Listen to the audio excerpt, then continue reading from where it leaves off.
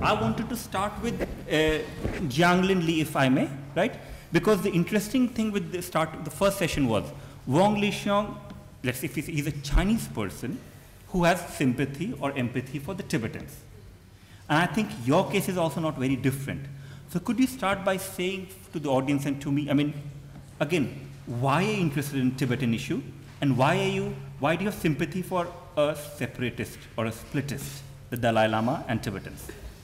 Okay. First of all, I do think Tibetan issue is one. Oh, wait a minute. Can you all hear her properly? No. Okay. Tibetan issue is part of the Chinese issue. And personally, I'm a historian. I want to find out what really happened. And when I started looking into Tibet issue, I realized we don't really know, as Chinese at least, we don't really know what really happened. So I started researching on what happened in the 1950s and the 1960s. That eventually brought me into what I call the hidden history of China, modern China. So there's a huge problem with the minority people inside China. I only focusing on one part of it, which is Tibet. And I had some very astonishing findings that shocked me. And so that's the book I wrote last year, published last year. It's called 1959 Lhasa. That's only one small part of the 6-year war happening in Tibet from 1956 to 1962. And that immediately after the Tibetan War is the war with India. So we are kind of together. And so if you know all this, what happened, there's no, and you still consider yourself a human being, I find there's no way you can say, I have no sympathy. That's just as simple as that. I have a few statistics to find out, all those coming from Chinese sources.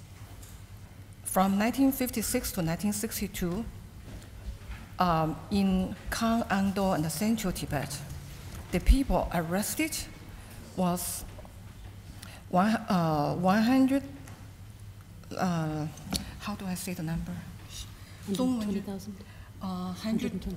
120,000 arrested in jail. Most of them died in jail. That is 6 years, from 1956 to 1962.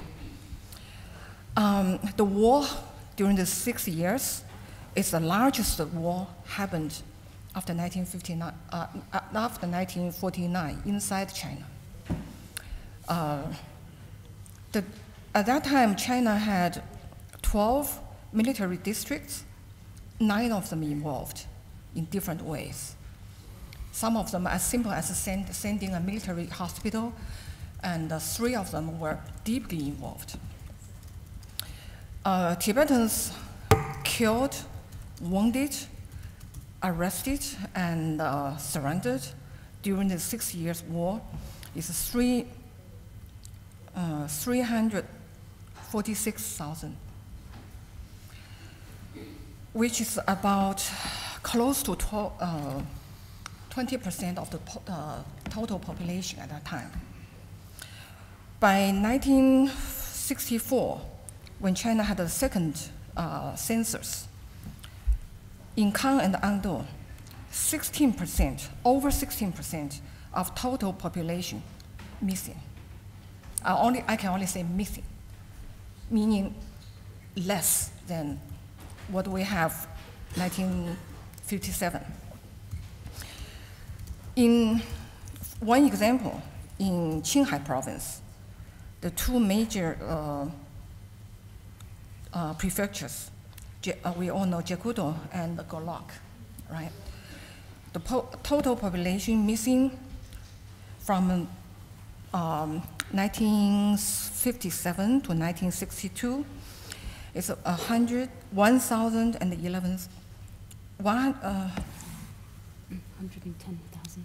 Is 110,000. Yeah, I'm very bad with numbers. So this is a huge loss of life, human life.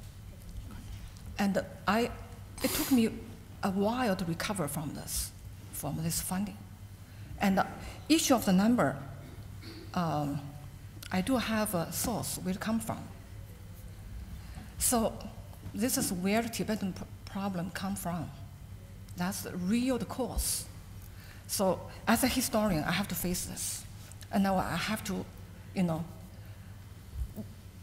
my point is, whatever we think about a solution for the Tibetan problem, first of all, we have to find out where the problem come from, how it come from. Then I'm very much for the truth and the reconciliation. First of all, we have to know what happened, the factual history, hard, cold facts, numbers. And then we have to openly discuss this, because this, so far, not so many people know about all this. Then, unless we have a situation inside China, all this part of the history can be openly discussed. I don't see any solution for the future, honestly, because we are talking about a different platform. You are talking one set of history, I'm talking another set of history. We can never, it doesn't cross. Okay. In fact, before I ask you more questions, I think you are having problem hearing us. So basically, next time try to speak a bit louder. Maybe that's the only thing you can do. No, but I think it's an interesting question. I mean, one of the statistics you mentioned. Can you all hear me? I think I'm usually loud. Sorry, I'm a loud person. You can't avoid it. The 16%. So 16% of people missing, right? You said 1964. Yeah, that's what I have to say. 16%. Yeah. In Kang and Ando. Yeah, I'm just wondering that maybe, would you be, if you compare that population fall, right, missing, to maybe population fall in rest of China because of the Great Leap Forward and the famine that happened due to Great Leap Forward. All I'm saying is the statistics in Tibet that different from statistics in the rest of China? One thing is, first of all, Tibet population missing is more than just a famine. It's mostly caused by war. So as a historian, I debate this. All those people arrested as panfei, what do you call it, panfei in bandits, rebels. Yeah, rebels. Most of them arrested, and they were they died in jail, in labor camps. Do you consider them as war casualty, or you consider them as death toll from famine? I tend to consider those people as a war prisoner. So this is easily being covered up by saying the rest of the world had a big famine. The rest of China had a big famine. So we suffer the same. Not exactly. Okay. No, in fact, that's a very interesting point, that again, to what extent we can see the problem that Tibetans faced as specific to Tibetans because of the war part, yeah, and to what extent it was similar across China. But as I said, that's an important debate to be had. Now, I'm just wondering, so when you give this view in China, are you able to go to China and give these views? No, do you think, based on bureaucracy, which Wang Lixiang was talking about, and do you think that your kind of view, new writing of history of China and Tibet, do you think there is any possibility of doing that within China? No. Why? Because, this part of the history still, it's what I call the hidden history. It's never been openly discussed. There's all the sources I found, even though it's Chinese sources, scattered around. So I have to study tons and tons of documents. When I go to China, every time when I go to China, I never know what's going to happen to me. And after this, once I publish all this, I don't even know I can be allowed to go to China anymore. This is something not only the government, but also a lot of Chinese, even among the dissident communities, refuse to face it. it's always easier to take ourselves as victim than as aggressor. Okay, so in fact, Lamaji, do you want to say something? That sounds very, very interesting and very relevant to my own research as well. Because I'm a student of modern Tibetan literature, where I look at sometimes 1950s and 60s as cultural traumas that Tibetans underwent. And these traumas were sort of silenced histories, what I call the silent sort of vacuum of Tibetan history, where nobody, inside Tibet, inside contemporary China, we were not allowed to talk about it. In exile, we do have those oral history series of books which touches on this. But inside Tibet, it has been completely repressed. And recently, from 2006-07 onwards, in Tibetan fiction writing, as well as in Tibetan biographical accounts, we have several books that come about touching this, touching what happened when the Chinese came, what Tibetans, especially Tibetan nomads, call the Chinese raid into Tibet, and then what took place, how many people are dead, and there were several books that came out recently, and all those books were banned, obviously. So slowly, people were trying to address this, but this kind of topic was mostly what I call confined during my childhood. It was confined to the sort of private sphere of a fireside, of the family hearth, and you only talked about this in your tent. And because that's how sensitive it still is sensitive, and people get arrested for that.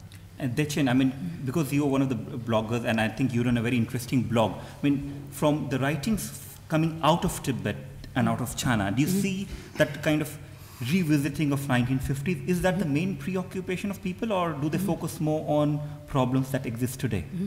Well, I think it's very interesting to when we're talking about sort of the history and the Tibetan sense of history, what was very evident was that after the mass uprising in 2008, the writings that came out afterwards, that came out through blogs, through books, what Lama Jab was talking about, they all drew a very clear line between what happened in the 1950s in Tibet and then what happened in 2008, so the sense of rising up, this sense of resistance.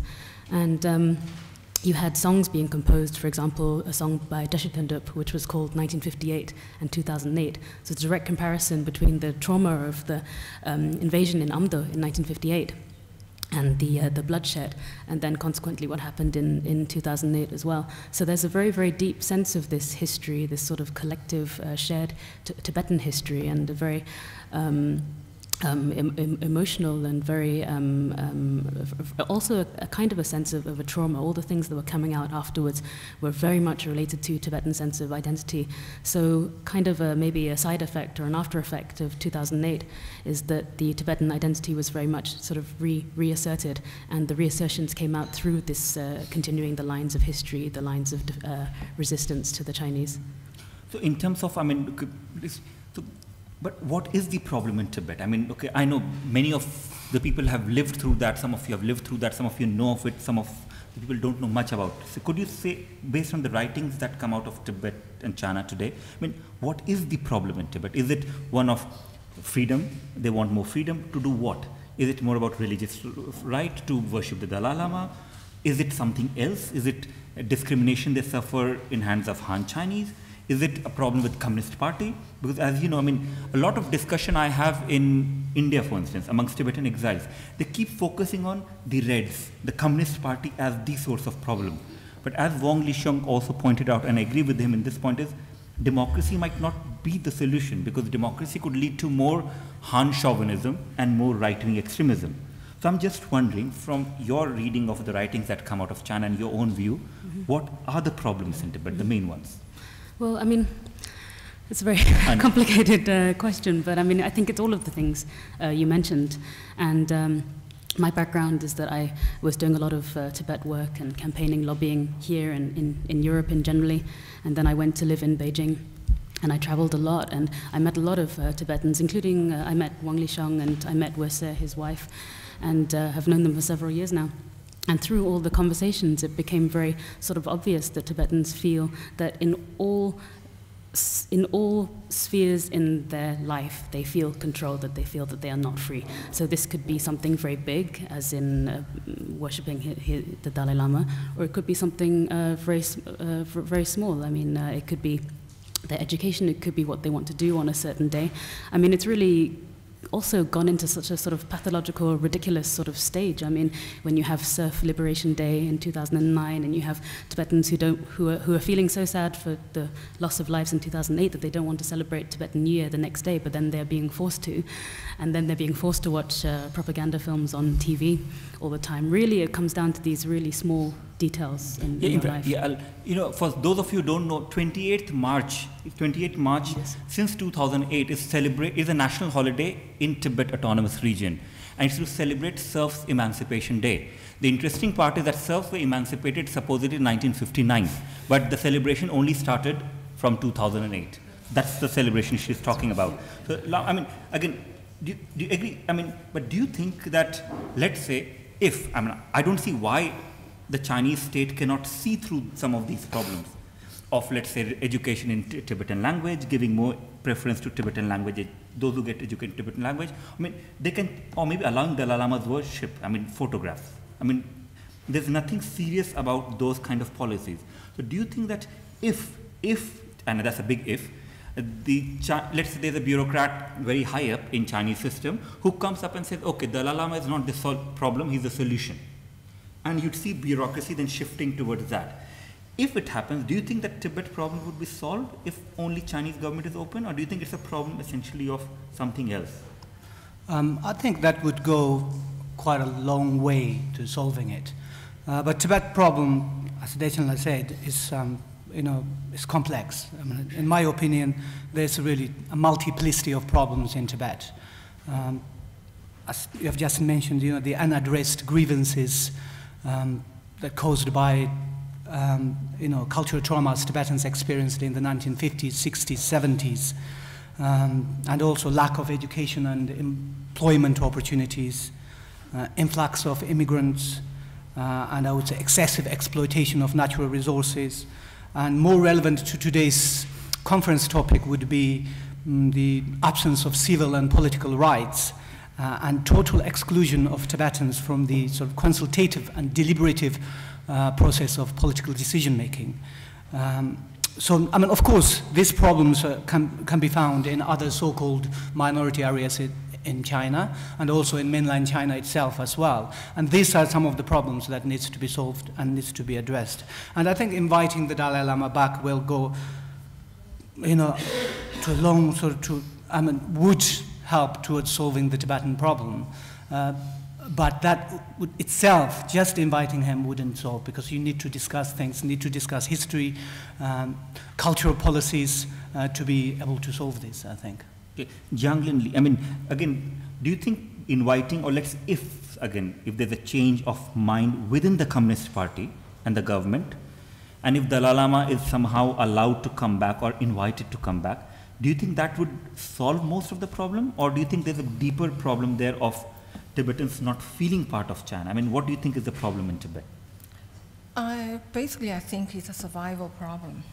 From 1950s on, the surviving as a people itself is a problem for Tibetans. There are several phases of trying to fade the Tibetans away through immigration, through the banning of language and the culture, marginalized. All this come to one point. More than one Tibetan told me is the Chinese. I mean, I wouldn't say. I don't quite agree the Chinese in a general way, but I would rather say the CCP, because most of Chinese don't know what happened. So the basic policy from early on, when the communists came to power, is assimilation. Is always whatever says in documents is one thing, but in reality, the assimilation is always a basic policy. So the Tibet surviving as a people, distinct with distinctive culture, is always a problem, even to this day. So Dalai Lama come back,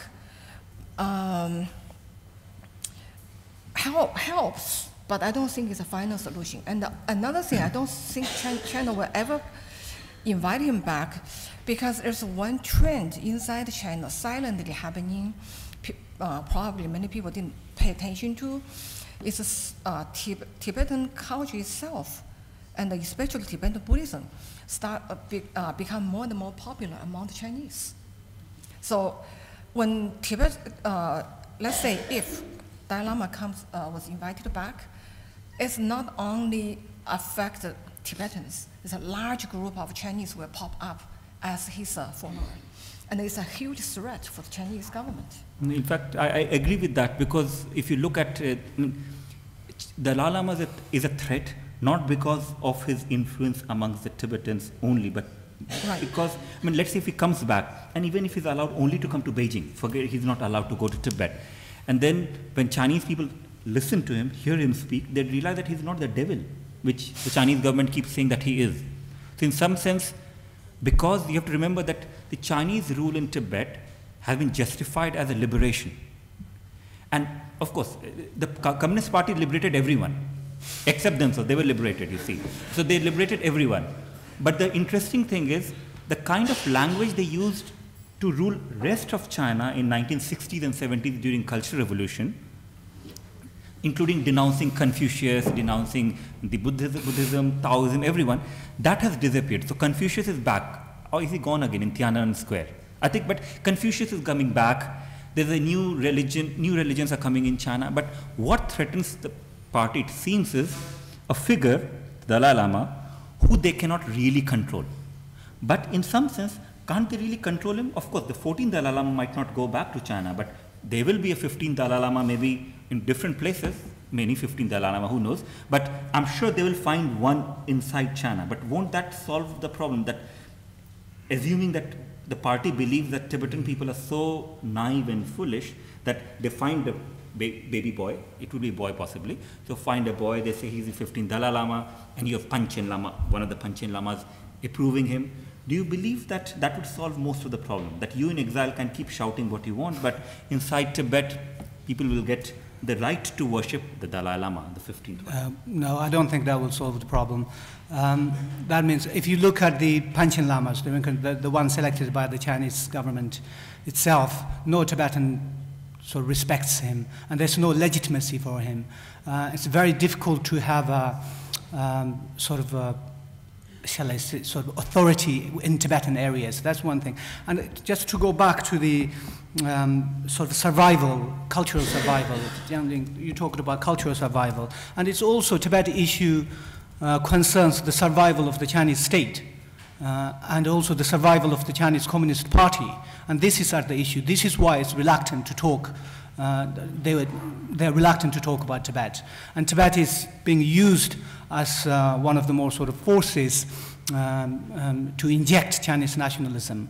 But also, it is seen as that they have this legitimacy in Tibet, legitimacy rule, but this is obviously it's very questioned. But also the Tibetan, if you look at a so-called sovereign state, sovereignty of a state is established by so-called internal sovereignty and external sovereignty. Internal sovereignty is you get the consent from the, so you get consent of the population, of the people to be ruled. So we have a problem here because the Tibetans has not given their consent to be ruled for the last 60 years. And this is a sort of insult from a CCP's perspective, an insult to the integral conception of the state. And so I think this concerns the insecurity that comes with the state. But I mean, Dechen, but remember the Tibetans signed 1951 17-point agreement agreeing that it's a local government of China. Now one could say that under duress, but they did sign it. It was not only signed by Dalai Lama and then all three big monasteries. So do you think he's being fair in saying that actually Tibetans never consented to Chinese sovereignty? I mean, yeah, I think you can say that. I mean, we can go back and forth about the historical details. I think that many of the things we've touched upon, and something that was said was this word assimilation. And I think it really comes down to this strong sense of Tibetan identity. And what became very clear in 2008 was that all the Chinese government policies and efforts and whatever you want to call it to assimilate Tibetans completely failed. Failed and just are not successful. And I think Wesse is a very good example of this. She's someone who grew up, as she says herself, under the Chinese flag. She could have very easily forgotten that she was Tibetan, growing up in a completely Chinese environment. Even today, she writes and expresses herself the clearest in Chinese. And for many years now, you've had a Chinese government policy of educating Tibetans in mainland China. So it's called the Inland School Program. So you have groups of Tibetan, really young children who are sent to China for their education. And this is the big effort to assimilate them. But it completely backfires. They go to somewhere completely alien to them in a different environment, a different cultural surroundings. And what happens is that they have a stronger sense of their Tibetan identity. And this is what I felt when I was studying in Beijing and all the Tibetans that I met there. Yeah, in fact, I think it's a very interesting point because by statistics-wise, the census, 2010 census of China was published recently. And it says that in Tibet, 92% of people are Tibetan. Of course, if you go to Tibet, unless you go only to rural areas, in which case it might be true, of course. If you go to any major city, you'd think that actually you're living in a different world. So, but that's the statistics. The interesting part is I think statistics hasn't changed for the last 20 years when it comes to saying how many Tibetans live in Tibet, But coming back to that assimilation point, that, again, Wesse is a good example, and in fact I wanted you to read a poem of her later, but one of her parents was her Chinese, father was half right? Chinese. Han Chinese, so she's, let's say, half Chinese, yeah. married to a Chinese person, and yet she's one of the big voice of Tibetans from China. She's one of the big, I think she's the biggest one, right? Yes. So in some sense, I think the Chinese policy of assimilation, Jianglin, could you say something on that? I mean, do you really think it would convert Tibetans into Chinese, or would it actually give them voice and confidence to challenge the Chinese rule? That even if they can't speak Tibetan, they'll feel strongly Tibetan. Actually, I always talk about history because there's one interesting thing. I don't think the CCP ever thought about it, but it achieved it in a wrong way. They didn't mean it, but it actually came out that way. When you think about the recent history, Khang and Ando and Central Tibet, they don't really share the same history in a way, right? Let's say in 1903, the invasion of Tibet by Yang husband, it only affects that part. And in late Qing time, there's a, what do you call the guy to Guiliu? Chao Erfeng, 1910. Chao Erfeng. Chao Feng. That only affect Khang. Only after 1950, in the 1950s, especially through this war, which the Chinese government called it democratic reform. Only since then, the three provinces of Tibet shares his same history. And when I interview the older generation in India, when I ask them where you come from, they always say, I'm from Litang, I'm from Khang. Hardly everybody say I'm from Tibet. But if you, when I interview younger generation, whether they come from which part, they always say I'm from Tibet. Because after 1949, China created this minority policy, and then put all the Tibetans as one minority group. So they reinforced, they created this common sense of every Tibetan except us. I'm Tibetan. I'm no longer only from Akangba or Andowa or from Central Tibet. What do you call it? Zhang or Yuzhang, something like that. So that's actually they reinforced this. So I don't think the more oppression from the Chinese side, Tibetans were more unified. And this we can see from the 1950s on. The pattern is always go like this. You mean that basically from a particular identity, which village you come from, which town you come from, or which group of family you come from, or which province you come from, it has become more about you're a Tibetan. And that's to that significantly the Chinese state itself has, it has created that. Because that as a Tibetan, you start to share the common history only after 1950s. Before that is more like a provincial, local history. After that, everybody, whether you're from Yuzhang, from Khan, from Ando, or from different social level, you are nobles or you are nomads, you start to have the same history. You start to share the same experience. So you make you a same, very strong sense of being a same people.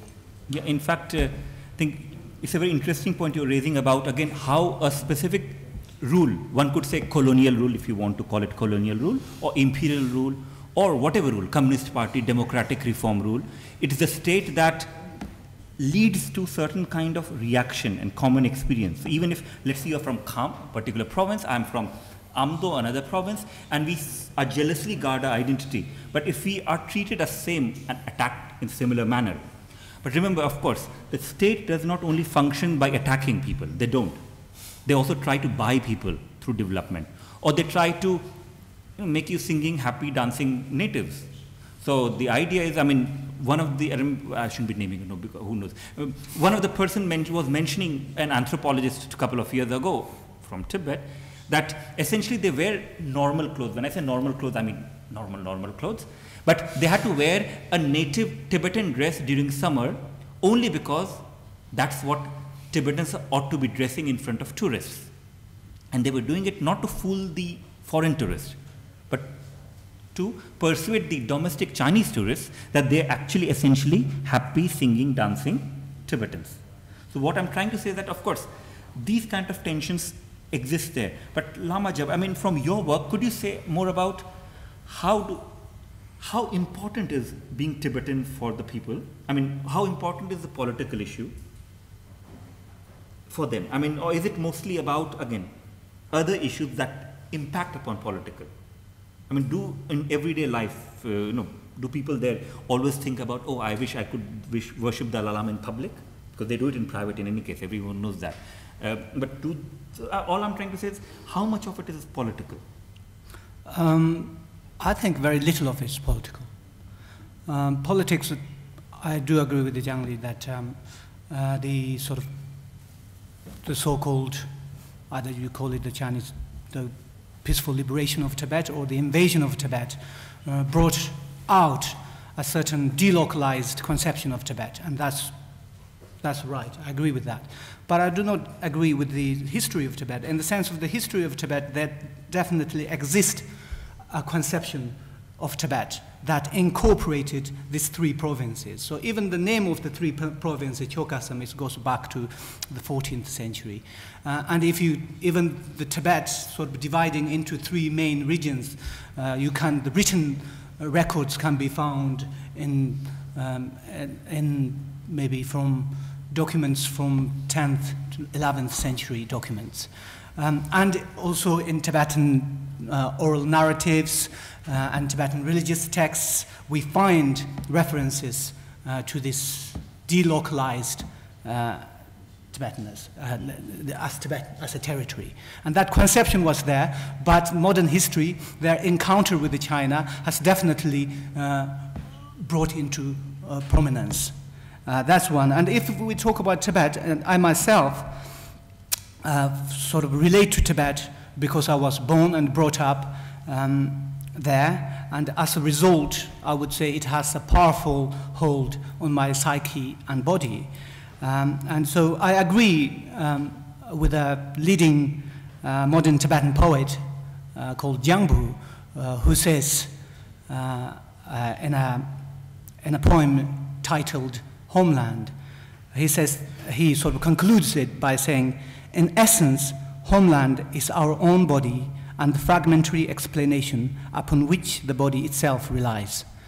That's one thing. Also, I see, like lots of Tibetans, I see homeland, Tibet, to use a Tibetan parlance, a container. And its contents, its human contents, were mostly Tibetans. However, you know that this is not the case now. And also, homeland is what I see is it plays a pivotal role in the reconstruction or reinforcement of Tibetan national identity. And this is because it is the territorial dimension of Tibetans, and its geographical and cultural sort of history, I think, provides a large physical existence to the Tibetans. So not just politics, we have got language, customs, history that defines or that makes, constitutes Tibet, I think. Dechen, were you born in Tibet or I was outside? born here in So the I UK. was, so okay, his understanding, I can understand. You could say, look, I was born there, so there's a memory. In your case, I mean, what does homeland mean for you when you have, well, you have been there, but have you been there? Yes, You're I've been allowed there. to. Yes, Okay, good. yes. So Not the point is, I anymore, mean, I was in the past. I mean, what makes Tibet so important for you? I mean, I think that I can relate a lot to what Lamajab said. I mean, I think really it's through the blood, through the head, and through the heart. I mean, I am Tibetan. My parents are Tibetan. Through the head, because through all the studies and reading I've done, and just through my sort of intellectual engagement with Tibet, I feel a very, very strong connection. The work that I'm doing now, translating blogs from Tibetans, written in Tibetan or Chinese into English, but anything that's coming out of Tibet or PRC, monitoring the blogs, looking at new writings. This is all an intellectual sort of engagement, but it makes me feel very close to the place, and it means I can keep up with debates that are going on now. And through the heart, because there is a very emotional attachment. I've traveled there several times. When I lived in Beijing, I managed to go to Lhasa, spend time with my family. I traveled in Amdo, I've been to Kham. I mean, it's a very, for me, it's not a very abstract thing. It's a very real place, and there's a very strong emotional bond with people and with the place, and also with the heart, because I feel that Tibetans, we share a collective sense of, we have a collective memory, and I feel that we share a collective sense of pain and loss at all the things that have happened in the last 50 years, 60 years. In that collective identity or collective sense of memory, what role is there for people like Jiang Lin or Wang Lixiong, who are not Tibetan, but actually might be doing more Tibetan things than many Tibetans who live in Tibet? So, I mean, what is their place in your collective imagination? I think there's a place for everybody. I mean, what my strong sense is that being born in the UK and the sort of exile Tibetan, I think a very important component of the exile Tibetan life is this shared sense of separation from the homeland. We can all mostly pinpoint the exact point at which we had this rupture, this break with the physical place. And then in the sort of exile Tibetan world we've created as well, there's a space for Tibetan supporters, there's space for Chinese. I mean, it's very important that we have these people, these voices. I mean, you know, I think that within the Tibetan society, it's important to acknowledge that we have a very diverse society, and we have many different views, pluralist. We have different religions. We have different. It's not all one. It's not all the same. We can be united as Tibetans, but we can also be a very diverse society. And in that way also, I think that we can be inclusive. So I think everybody does have their place, historians, intellectuals, or all of these people. Lamajab, you think something and then ask? Yes, I mean, I think there's definitely a big space for them, for Wang Lixiong and Jiang Li, people like them, intellectuals like them. And I'm personally very grateful to these intellectuals, to the artists, to the Chinese people who are more open-minded enough to listen to us. And sometimes when you sort of, especially when you talk to some Chinese inside Tibet or places, you do think that you have been lying all this time. It's very difficult. So Tibet story is, I mean, I'm a strong believer in a plurality of stories, and a society needs diversity of stories competing, or at least all these stories needs to be given voice. And this, I think, is one of the defining yet neglected attributes of liberal democratic society. So I think stories are important, and people like them sort of, you know, give or voice repressed stories of Tibetans and repressed story of the Tibet. So I think it's very, very important, yeah. I mean, again, going back to, I said, why are you interested in Tibet? And you talked about history. the fact that we need to talk about hidden history, and you could not allow a hidden history of killing of so many people and disappearance of so many people go unnoticed. So you see somehow it is your duty to, let's say, reveal it or explain it. I mean, just going back, was your father in PLA or something? I mean, how did you get, I'm just asking you, I mean, in your, just wondering, I mean, and it's deliberate, I mean, you rely a lot upon Chinese sources, including Chinese military sources for your history of 1959, around that time of war. I mean, if someone says you are being unpatriotic Chinese, because yes, it's okay to have sympathy for Tibetans, but you have to actually ultimately work for China. I mean, are you unpatriotic Chinese? Yes, I think so. Basically, let's say my family, entire family is communist except me. I do think I was brought up in a different way. The whole experience, my childhood experience, is glorifying the Chinese Revolution. And then later on, when I grew up, and especially after I came to America, I started to see find something different. And I feel like I need to find out what Chinese Revolution really is, and what is the heritage from the Chinese Revolution, the whole experience of Chinese Revolution. So more and more people will start to research on different issues, and I happen to research on this particular issue, only because, partly because it's really hidden, and another thing is like, make me feel strongly, like, how do I find it difficult to describe it. It's our ancestors' sin. How do we face it? Because I have been brought up with the idea of we as the Chinese were victims from the foreign powers.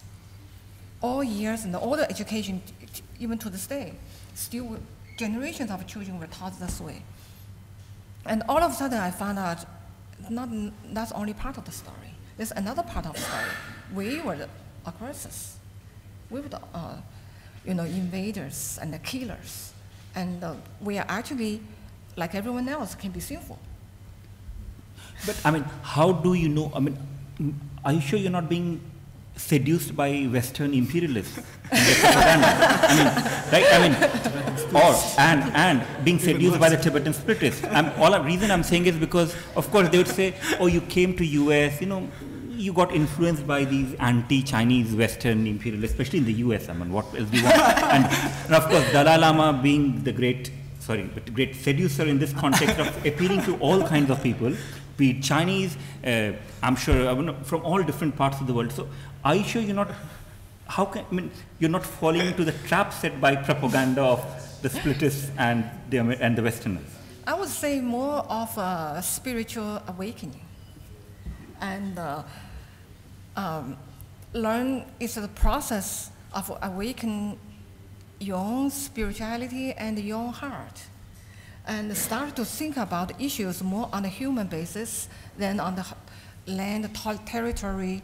We were brought up with the idea of Tibet is always part of China, inseparable part of China, and we ignored the human experience of all this, the human story, human suffering of it. So for me, honestly, I hope you don't feel offended, my whole point is research is on the human experience. Lands can be changed. Territory always changing. Today you can say it's separate, tomorrow it can be separate. It doesn't really, China itself used to be, the central China, very small. One day it may fall apart, who knows. However, the people live through the history. I think it's more of a concern. That's what I put almost all my energies about that. That's when I talk about the statistics, I'm talking about the human. I'm not talking about the land. Yeah. I think that's more important. And that comes from my, if I got seduced in one way or another, it's more of an awakening of the spirit, and understand all this history has another dimension, which is the human experience. In fact, that's the theme of the conference in general about, again, both case of Tibet and Kashmir. To what extent are we talking about sovereignty, state, territory? To what extent are we talking about human beings, or both? Of course, it could be both or either. So, Dechen, I mean, because we mentioned whether. Sorry, I'm very bad at pronouncing different names, but. Westminster. Yeah. Now, we mentioned her in the first session, we mentioned her today. I mean, could you tell the audience, like I said, some of them already know of her, but could you tell more about her? And I think there's an interesting poem you wanted to read. So. Yeah, well, she really is the foremost poet, writer, even we could say dissident voice, speaking out for Tibetans, all from her little apartment that she shares with Wang Lixiang in Beijing. As he mentioned earlier in his address, she is not free to travel. In fact, she's applied for a passport, I think, 3 times and been rejected each time. And depending on the political climate in China, she'll be placed under house arrest, either in Beijing, or if she's gone back to Lhasa to see her mother, to see her family, then she'll be followed and under surveillance. But I mean, what's really remarkable is that, for someone who had such a Chinese sort of conventional upbringing, she really underwent a really big transformation, even quite, a little bit later in life as well. And basically, since she had a kind of a revelation or a change in her thinking, where she discovered, we can say, this hidden history or this other history, other than what she had been taught or what she'd come to believe. She really started peeling back and looking even in her own family. And one amazing publication is a whole range of black and white photographs taken by her father, who was in the People's Liberation Army. And really maybe the only substantial document we have of photographic documentation, visual documentation of the Cultural Revolution in Tibet. So this was an amazing work of scholarship where she interviewed many people, eyewitnesses to the event. So she's really a historian. She has a background in journalism, an incredible, very eloquent writer. And her publications have to be published in Taiwan and Hong Kong and abroad. Her first book of poetry was published within China, in Qinghai. And then another one of her books, which became very popular, was published in South China. But then all of these came to be banned later on, and this is how she got into political trouble. And she had a very good job as an editor at a literary journal in Lhasa. But because of these political problems, she was forced to leave this job. And for the last, 8 years or something, she's been living in Beijing. So when you asked that I read a poem, I chose one which is very short, because I don't want to get too nervous reading it, but it's also a very powerful poem, and I think it's a really great example of the things that she can do with her voice. And I think it's also very appropriate for this conference, because if we're talking about dissent and dissenting voices, and we're talking about a place like China, where we know in China what the consequences are. If you are someone who fearlessly expresses yourself, we know what this can lead to. So this poem, it's called "A Sheet of Paper Can Become a Knife." So I'll just read it. A sheet of paper can become a knife, a rather sharp one too. I was only turning the page when the ring finger of my right hand got sliced at the knuckle. Though small, the sudden wound oozed blood. A thread as fine as silk, and stung a little. Startling transformation from paper into knife. There must have been some mistake or some kind of turning point. This ordinary paper, a chill of awe. So I think this poem really shows that there's a high price to be paid in China for thinking and for expressing yourself. I mean, again, Lama Jab, because you also deal with other writers, right, who are from China. Do all of them write in Tibetan, or do you also look at those who write in Chinese? I concentrate on those who write only in Tibetan. Okay, so so in that context, I mean, could you give some examples of the ways in which they manage to express their national identity? Right, that's what you focus on, national identity. And are they always banned, or are there ways in which they can creatively manage to publish something which passes through the Chinese censor, but people who receive it and read it know that it's about national identity? I mean, what are the ways in which they manage to express themselves publicly? They obviously cannot express themselves directly, so sometimes through ambiguous terminology or through symbolism, they express their concerns or nationality.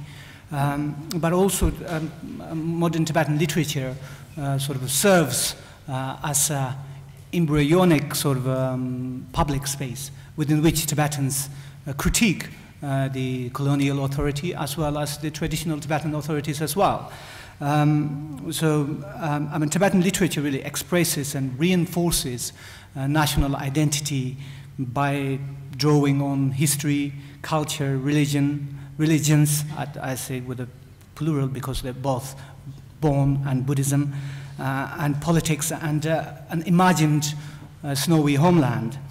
And Tibetan imperial past, of course, plays an important role, and also cult of deity.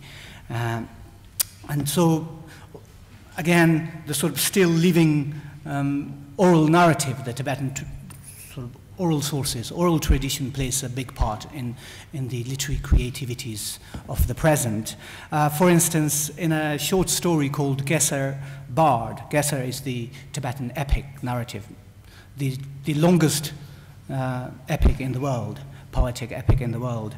And this story was about an epic bard, a bard of this epic literature. And he gets tortured to death during the Cultural Revolution. This is written by Dibyesh. He's credited as being the father of modern Tibetan poetry. So he writes, this is written in 1979, the first Tibetan, modern Tibetan, you could say, contemporary sort of Tibetan short story, and within which the bard gets tortured to death during the Cultural Revolution. However, the tradition of epic narrative survives, and it survives, to quote Dibyesh, to bloom within the hearts of Tibetan people like spring flowers. So given that this text was written in 79 and the Tibetan criticism of Cultural Revolution was not tolerated, it's still is not really tolerated, and it was really an audacious story. And through the tale of a traditional storyteller, Dibyesh, a modern storyteller, revives an epic narrative in the minds of the Tibetans, whilst also capturing the experience of a distraught generation during the Cultural Revolution. And this is one way of expressing, and now I've already sort of briefly mentioned it earlier, sort of through both fiction and poetry, Tibetans give alternative voice to counter the Chinese colonial narrative of Tibetan history and society. So novels like The Howling Red Wind and sort of counters the Chinese arrival in Tibet in the 50s and 60s. And it gives a critical communicative tool to engage with each other and also to convey the current situation in Tibet. And if I just quote just one verse. For instance, a leading famous young Tibetan poet wrote just immediately after the 2008 protests. And this is just one verse from a long poem written in the style of Lhasa traditional love song, but it's a modern poem in its ideational as well as sort of political content. It says, yesterday we screamed out cries before the iron fortress, gateless. Today we pour out our hearts before the old lady, toothless. So this extract is from a long poem, as I said already, but here it says that the iron fortress could be Beijing, Tiananmen, and is cold, distant, and menacing. It does not listen to legitimate grievances of a wronged people, of a powerless people, hence the toothless lady, of a powerless people, and no avenue for sort of popular participation or democratic consultation. So as far as Tibet is concerned, political power is still actuated through the barrel of the gun. And so a lack of this sort of political outlets and within this impregnable sort of iron fortress before which poets and his fellow Tibetans there's only one option left to scream out. And so this is just one thing, and I just quickly, if I have time, I'll quote another Tibetan poet. All my poets writes in Tibetan, unlike Ose. So this one is Jiangbu, a leading modern Tibetan poet, very famous. Some of his work is already translated into English. And he is aware of this sort of depressing situation inside Tibet at the beginning of the new millennium. And in a poem titled Lhasa, he finds the need to escape a nightmarish atmosphere of violence, subjugation, and deception. And this is how the poem goes. Behind the darkness, assassinations and shivers. Among the crowd, suspicion and the victimized. Putrefying amidst ostentatious explanations, odors of sex, blood, wine. Tattered cloth of each night, tucked with patches of Sichuan restaurants. At the eve of a century, the circle of entertainment taverns closes. Where is the exit door, the field of gargantuan poppies? So the Tibetan capital is characterized by violence, fear, secrecy, and deception and debauchery. And here, like the poet who sang about the iron fortress, he also wants to escape, but couldn't find the exit door. In fact, thank you. In fact, Dechen, I mean, are you generally a happy person? I'm just asking, I mean, because generally. The reason, if one looks at the situation of Tibet, right, I mean, there's everything depressing. I mean, everything depressing in the sense that what's the hope? If you start looking at it, what's the hope? You know, okay, the Communist Party rule, as Wong Li-sheng pointed out, is very strong, and it's not really a Communist Party, it's a bureaucratic Communist Party, right? And then Tibetans are too small, and as Jianglin pointed out, I mean, the point is, there is a large demographic change going on in Tibet. Even if we dispute the numbers, there is a big change going on, right? And all countries in the world recognize Chinese rule over Tibet. And some Tibetans believe that we might get Kosovo kind of situation in the future. But I have argued that you can't. You can't because no country in the world in the past had said Kosovo is an integral part of former Yugoslavia or Serbia or whatever it is, right? But every country has now said that Tibet is an integral part of, or if not integral, but part of China, including Tibet and US. So I'm just wondering, where does your hope come from, if you have hope? Well, when you put it like that, it's kind of... No, I'm just kidding. No, I mean, it's kind of funny. I mean, you know, we had, you know, all those things you mentioned, and then 2008 we had the biggest uprising probably, you know, ever that we've seen, and these kinds of things, you know, I mean, it just really makes you realize that you cannot really, you know, quash down people's hopes and feelings and aspirations. You know, I mean, as much as you try, it's kind of counterproductive. You know, it doesn't work like that. So I don't really. I mean, I do find a lot of things that we have to deal with in the work that we do kind of, you know, sad and upsetting. But ultimately, I find it really incredible. You know, like despite everything, you know, Tibetans are, you know, rising up, Tibetans are speaking out. And one very important thing, which I think we've all been saying, is that, you know, Tibetans have this great ability to be very eloquent and to really speak in a way that, you know, sort of, you know, engages your respect as well. I mean, you know, to be able to say these things and to speak so well speaks to our rich cultural traditions, and especially this amazing literary tradition that Tibetans have, and this great sense of culture and this sense of identity is something that I feel like is getting stronger. So all of these things that can be mentioned, all of the statistics, all of the everything, I mean, my hope really lies in the things which are not really quantifiable, which are intangible. I mean, these are the human stories. These are the things that really bind people together. I mean, you know, as long as Tibetans retain a strong sense of Tibetan identity, which is, you know, actually what's happening and is actually getting stronger, I feel like, you know, the rest of the things don't really matter so much. I mean, it kind of reminds me of a joke when Germany was divided, and East German would meet a West German, and an East German would say, "We are one people," and the West German would say, "Yes, well, so are we." And you know, these kinds of things are always, you know, changing. I mean, it's all really in the mind. So if you have a very separate, unique identity, which, you know, we do, which is undeniable, and it seems to be getting stronger, then I think the rest doesn't really matter so much. Yeah, I think you're right. I mean, it's about identity and uniqueness of it, and of course, the ability to seduce outsiders, like you, for instance. And this is the interesting part. So I'll end our part before question answer with you, Jianglin. I mean, do you believe? I mean, I mean, of course, the day you become the state historian of China with your views, that would be the day, of course, everyone will be happy in China. Maybe not everyone, but most people.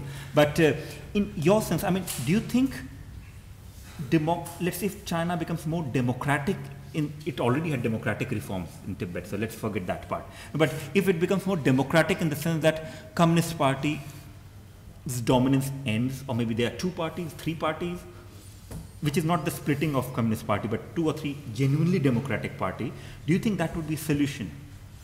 I think when we all talk about democracy, I used to talk, I have many dissident friends in America. I always say, you guys always look at the 3rd floor and forget about the basement. But what is the basement? It's a spirituality. From my home to the place I work, I pass 5 churches. In a Sikh church, a Sikh temple, a Jewish synagogue, African church, and Catholic church. So that's the basement.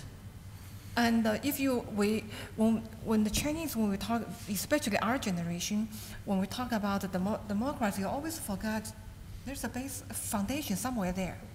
And it's all about human story. All the things, economic development, democracy, this system, that system, ultimately it serves the human needs. It's not the other way around. So I always say it's what we need to learn from others, history or everything, is what we learn from that to avoid these catastrophes and make our life better, make our human story better, a better story, a more happy story. So I don't consider democracy as a political system automatically solves every problem, especially with such a complex problem with like Tibet and the other part of minority inside China. There's some of my Chinese friends were saying there's a undercurrent going on inside China is Tibet. We always think about Chinese conquer of Tibet, but spiritually, one day Tibet may conquer China. And because it is going on there, it is going on. I've been to Dharamsala 4 times. Each time, more and more Chinese are there, secretly going to Dharamsala and every time when you see Dalai Lama having a Dharma talk, and you will see many Chinese faces there. Mainland China too. For most of them, quite a lot of them coming from mainland China. I think it's 2007. I was in Beijing, and I met a woman around my age, and she told me she was a Buddhist. So I told her that, yeah, I went to Dharamsala and interviewed His Holiness Dalai Lama. She said, "You did?" and grabbed my hand. It was like as if she was holding His Holiness' hand through me, through mine, like that. And every time, last year I went back to China, I came with a couple of requests from my Chinese friends, say, "Can you get something blessed by His Holiness for me?" I mean, all the things are going on. We kind of paid a lot of attention on the surface. It's a deep currency, slowly, and it's changing in a way. But of course, there's a race. Which one goes fast? In fact, I think that deep current is maybe what's making the party so jittery.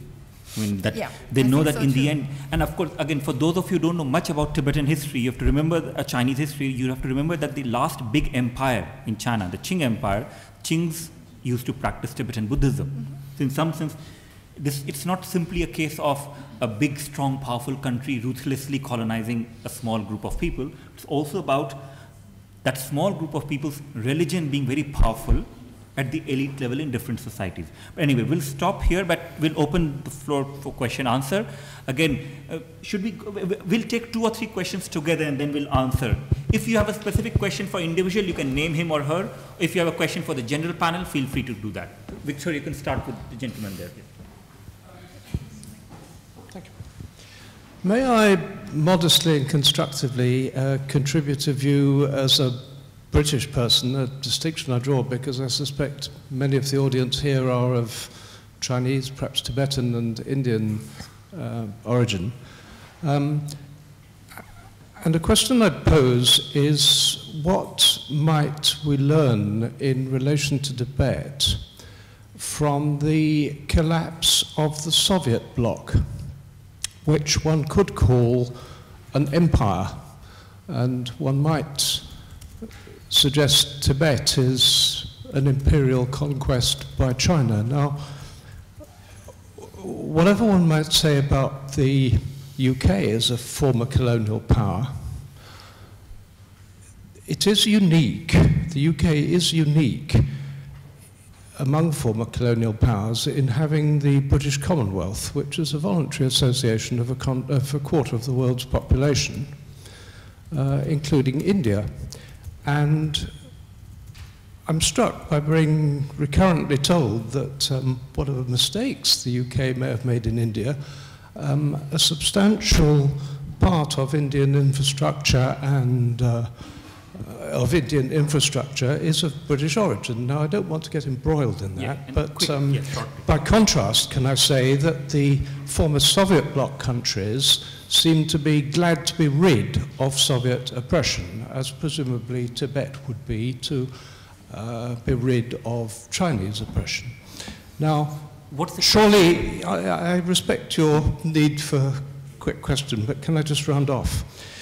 What seems to have liberated the Soviet bloc is a twofold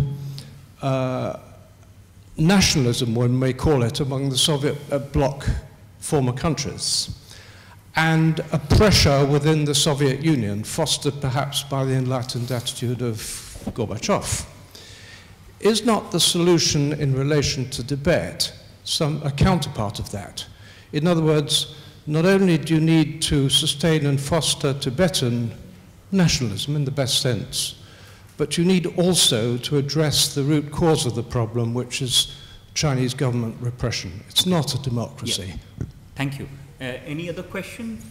Yeah, so you could...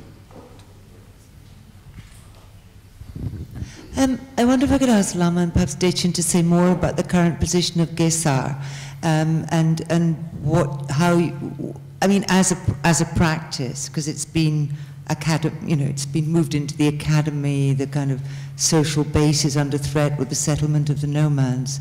And I wonder, just at the same time, it's kind of museums are being built to it, so it's being kind of institutionalized and taken over by the state. But I wonder if you could tell us how much it still exists as a dynamic tradition, and whether, new chapters are still being invented, whether it's really outside the more, official embrace of it as a tourism and kind of UNESCO heritage item, whether it does have a role still in kind of construction of identity and in telling a contemporary story. Victoria, that's...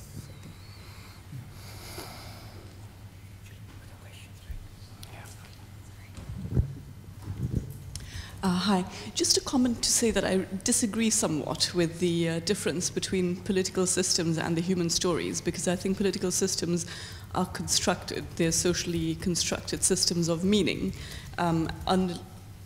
which have to do with human endeavor and thinking.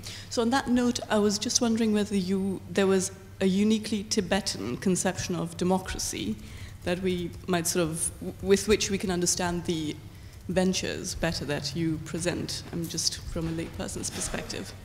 Okay, thank you. Dissent, do you want to start? You don't need to answer all the questions, so just any comment on what this is. Well, Lama Jap is the literature expert, so I think he can talk about Gesar. Which question? Okay, in fact, there's a question about what can we learn from the collapse of the USSR. Yeah. The second question is about Gesar epic, and the third one is about this political system, human stories, and arguing that, is there some unique conception of democracy that Tibetans have or may have? Okay.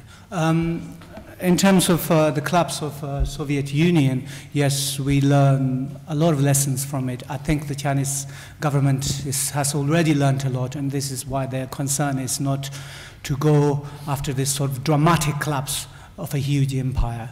That's one thing. In terms of nationalism, it's not only a problem for the Chinese not only Tibetan nationalism becoming a problem for the Chinese nationalism is a huge problem for the Tibetans.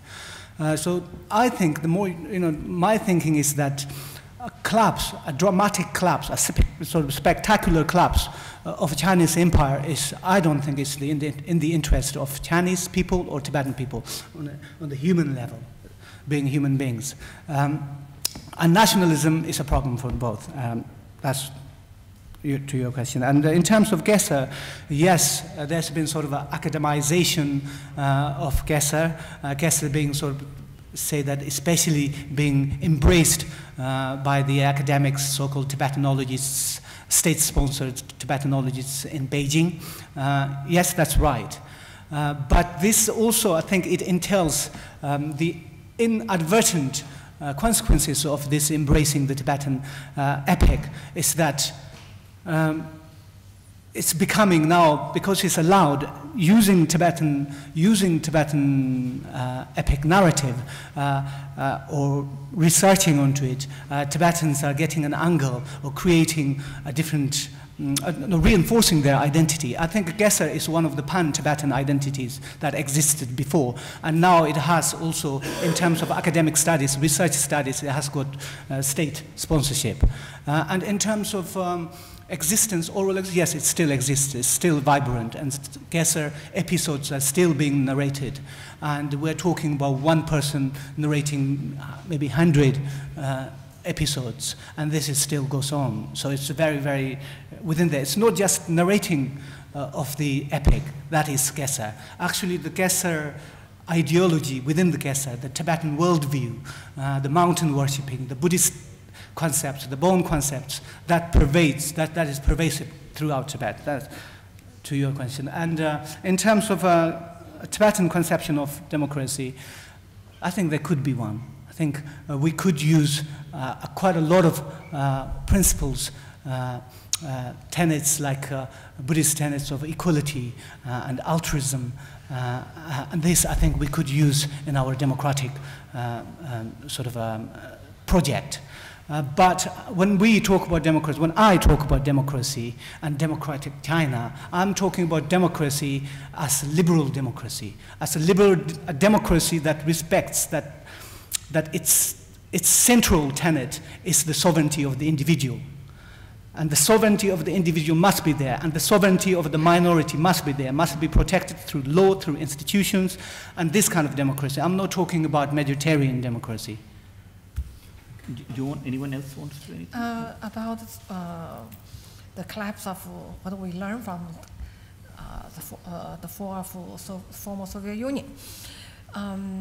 There's a lot of discussion. Has a lot of discussion inside China about this too, and I think before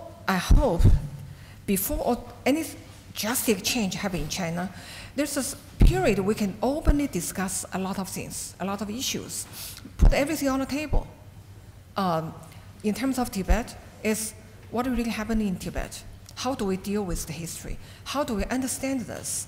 And based on that, what can we do? What shall we do? I hope that, well, of course, whatever I said, only my personal opinion, but if we can have this period when everything can be openly discussed, then I think will help a lot to avoid that bloodshed. Well, with the Soviet Union was brought up, and I think it's sort of important to point out that the minority policies by the government today all have their origins from the Soviet Union. I mean, when so the whole idea of minority nationalities comes from Stalin, and when in the 50s the Chinese government were trying to organize themselves and their minority nationalities, they did a massive ethnic survey, a project, and in this time over 400 groups applied to become officially recognized ethnic groups, and in the end you had 54 that are recognized, and then they added 2 on later. So all of these things are constructed from these ideas that came from Stalin's definitions of what constructs a common nationality, a common minority, and I think these are very problematic. They're a little bit outdated now, but I think it's important to point that out. Yeah, in fact I'll expand on that USSR example partly, is that it is problematic. Now, of course, the Chinese have a nationality policy which essentially recognizes minority nationalities, which are 55, and then one Han nationality, so 56, right? And there are a lot of problems with it. But then you have to start asking, but what's the alternative? At this stage, one of the alternatives being proposed inside China, being discussed very widely, is that of Ma Rong, one of the important scholars, which talks about we should move away from this nationality and we should treat everyone equally. Interesting point. I mean, it's interesting if everyone was equal in real life. But when you realize that in the Chinese context, where 92% of the population belongs to one specific nationality, and we are talking of Tibetans who constitute maybe 0.5, 0.3% of Chinese population, moving away from that to a liberal conception of where everyone is treated equally becomes more problematic. And of course, the interesting thing is he uses examples of US and India to show how in US and India minority policies are better. So of course, and those of us who work on India or US, we might have a very different view of how minorities are treated in the countries. But something about infrastructure, and you gave example of British Empire, right? I mean, if you look at the legacy, imagine, again, I'm not saying the Chinese is a colonial adventure, I'm being very neutral here. But let's say that if Chinese colonialism ended today in Tibet, right? If Chinese somehow leave, most of them. If you look at infrastructure, the legacy of it, that would be 100 times more impressive than legacy of any other empire anywhere. If India leaves Kashmir, or the way British left, India in 1947, reason I'm saying that is because Chinese are investing a lot in infrastructure. But of course, the point is, why are they investing a lot in infrastructure? There are two reasons. One is, of course, they're investing everywhere in infrastructure. The second is because that's the best way in which you can control the state. So, I mean, the positive, we need to be therefore very careful in what we talk about when we say positive legacies of any empire. Now, of course, Soviet Union example might work, might not work, but from 1979 onwards, or late 70s, early 80s onwards, Chinese were very careful that they did not, and they disagree with Gorbachev in many things, that the Soviet model was you could have economic reforms and political reforms somehow together. And the Chinese model was you have to keep postponing political reforms until you reach a certain level of economic development. But of course, when would you reach that? That's an open question. And as other scholars have pointed out, maybe in 100 years' time, 150 years' time, we don't know. But so in some sense, USSR example might be a useful one, but there are differences between the two. Any other questions? Sorry. You can.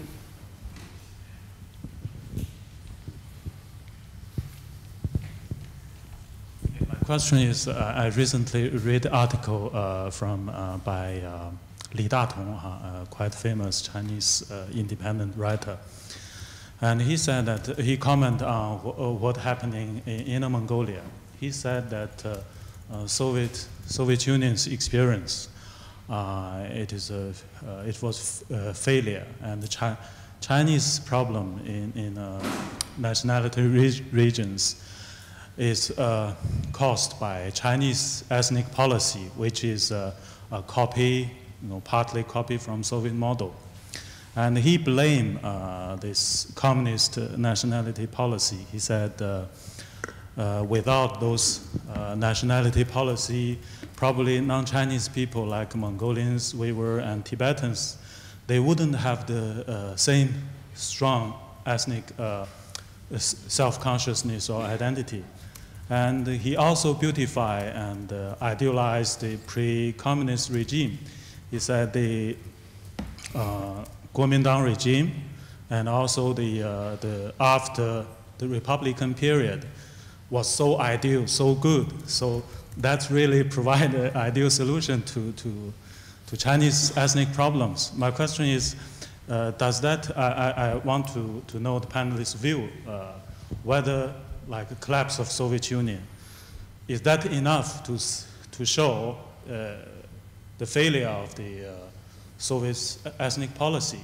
Or is there any good in the communist nationality policies? Okay, thank you. Are they all bad? Or? You can take the two there, one.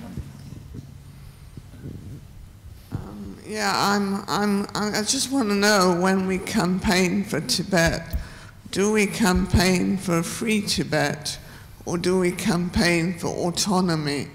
I'm a bit confused about this. And the second point I wanted to make was, as long as China is, from what I heard, China is not going to win the battle, the very important, crucial battle for hearts and minds.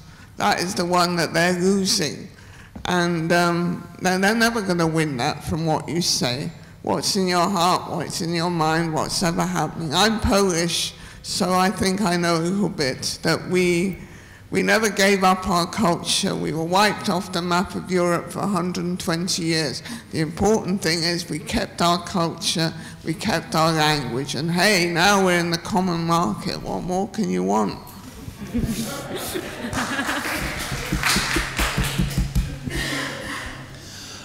I would just like to ask the panel for their thoughts on the Dalai Lama's retirement from politics and the implications for the future of Tibet.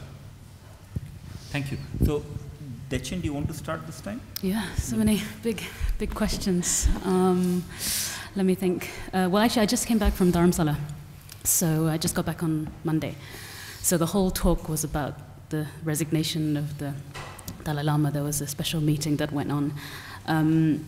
So yeah, it's a lot of changes are taking place, and it's, I think, sort of exile politics just got a bit more interesting, which is probably a good thing. And with the new prime minister, there's going to be lots of new things happening. As far as the actual resignation goes, my own completely personal view is that it's probably a good thing. I mean, having the Dalai Lama as the political and spiritual head, when he was always sort of claiming not really to be, but no one really knew, and the Chinese were very suspicious of the whole thing. I mean, to have a clean break is probably not such a bad thing. And as a spiritual figurehead for the Tibetan people, he will always be himself. I mean, nothing, no title, nothing can change it, whether he likes it or not. But politically, what this means for the negotiations, for the dialogue, and judging from the already very negative things that the Chinese government have been saying in the state media about Lobsang Sangye and about the Dalai Lama, it's kind of hard to see where this will go. I forgot the other questions. Okay, we'll come back. Yang, do you have any comment on? Yeah. Honestly, I don't think I'm really on a good position to talk about this because I'm an outsider in a way. I just see a few points from my observation. Because I have visited 17 Tibetan settlements in Nepal and India, and interviewed hundreds of people of different ages. I remember, I think in 2008, I was in Darjeeling. I interviewed a young girl, and I asked her, are you interested in the exile politics? And she said, no. I said, why? I said, it's so important for you. And she said, no matter how hard I try, I can never reach anywhere close to His Holiness' wisdom. So all I need to do is follow him. And he has all the wisdom of all of us combined. And I just feel like something's not quite right there. Because, of course, my immediate thought was, what if after him? So I think, in one way, it's a good thing. It's like you have to win off from him. It's one day you got to face the situation. Another thing, in terms of the negotiation, I only think negotiation is really a phase thing at this time. It doesn't go anywhere for all this time. It's more important for the exile society become more stronger without him, in a way. Whether it's going to, where it's going to lead to, we have to observe. And also, we always have to think China is changing too. And next generation leader or another generation leader, where China is going to, we're not sure. So when I go to all the settlements, and with some of my close Tibetan friends, we can argue, we can fight. I always ask a question: is that I used to study Jewish history. As a the Jewish people survived in exile for 2,000 years. And do you think, can you survive for 2,000 years? Can you out-survive Chinese, the CCP? I think that's more important than what currently happening about the negotiation. I'll try to answer your question. In terms of the sort of judgment of Soviet, shall we say, concept of nationality, or policy of nationality, I think we cannot talk about either the failure or the success or the effectiveness of Chinese nationality policies purely because when we are talking like this, we're taking it for granted. The fact it hasn't been implemented, has not been implemented properly. So when this policy has not been implemented to the letter, how can we say that it is effective or not?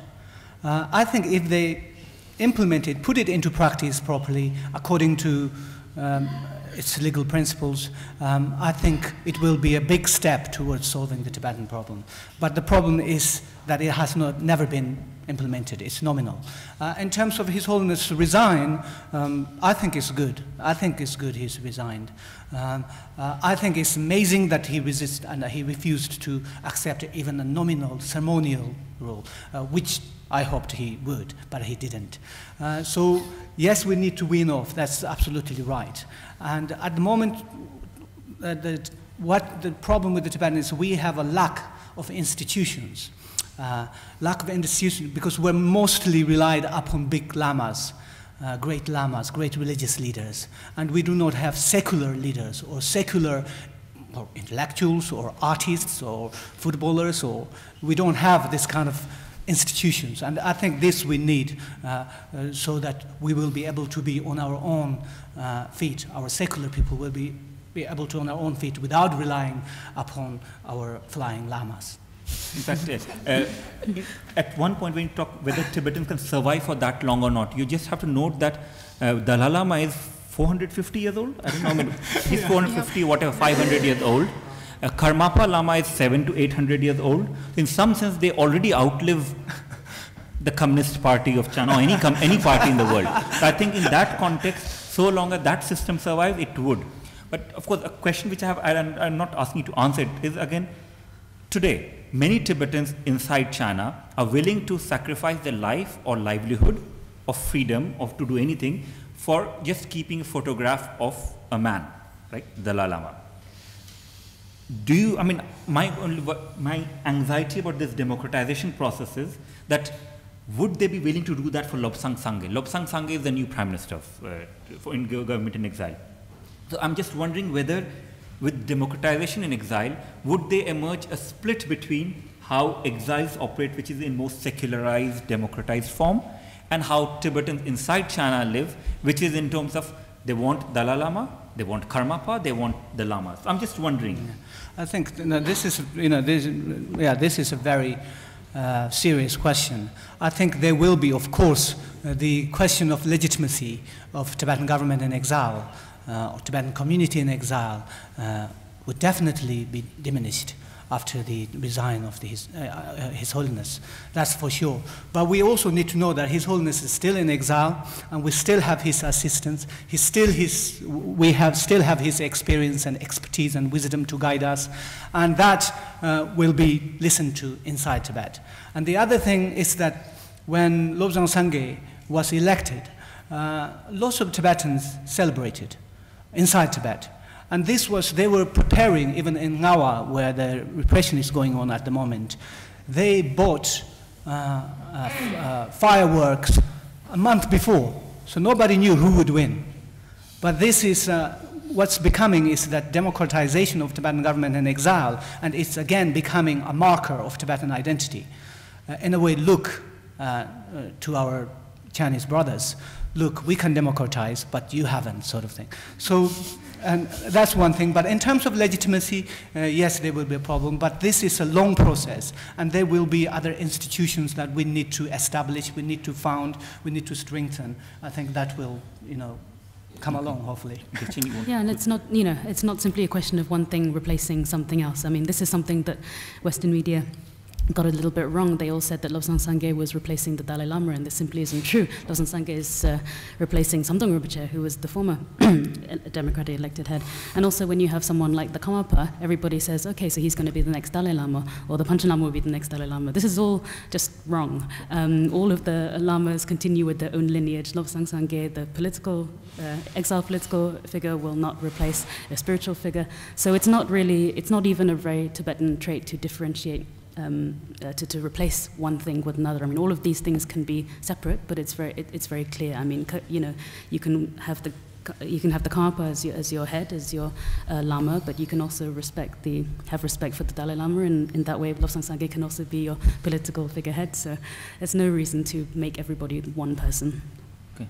In fact, I think before we close, because we don't have time for more questions, you can have questions later during lunch. One thing because this is a question that comes up again and again, what after the 14th Dalai Lama? Where would he take rebirth? Of course, the Chinese argue that no Lama can take rebirth, a living Buddha can take rebirth without the permission of the government, right?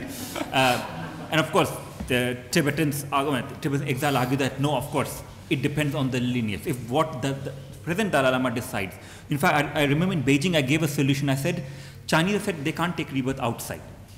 So maybe he should take rebirth in Tawang. Tawang is, for those of you who don't know, Tawang is a part of Tibet that was occupied by India and is claimed by China, right? So of course, when I say occupied by India, claimed by China, you can see I'm offending both India and China because they argue that it belongs to them, but actually it belongs to Tibet. That's the fact. Now, in Chinese map, Tawang is part of China. But actually, administratively and everything, Tawang is part of India. So I suggest, what if he takes rebirth in Tawang? Because Chinese have argued it's part of China to its own public, so they can't say that he has taken rebirth outside. But it fulfills the Dalai Lama's condition that if he doesn't go back, actually he takes birth in a free country. And he thinks India is a free country. So at least Tawang is an answer. So maybe Tawang is the answer to that problem, but we'll see about that. Anyway, thank you very much to all three of you. Again, we'll start at sharp 2 o'clock. Lunch is downstairs. We have ordered lunch for around 100 people. I think you are less than 100, so it should be fine.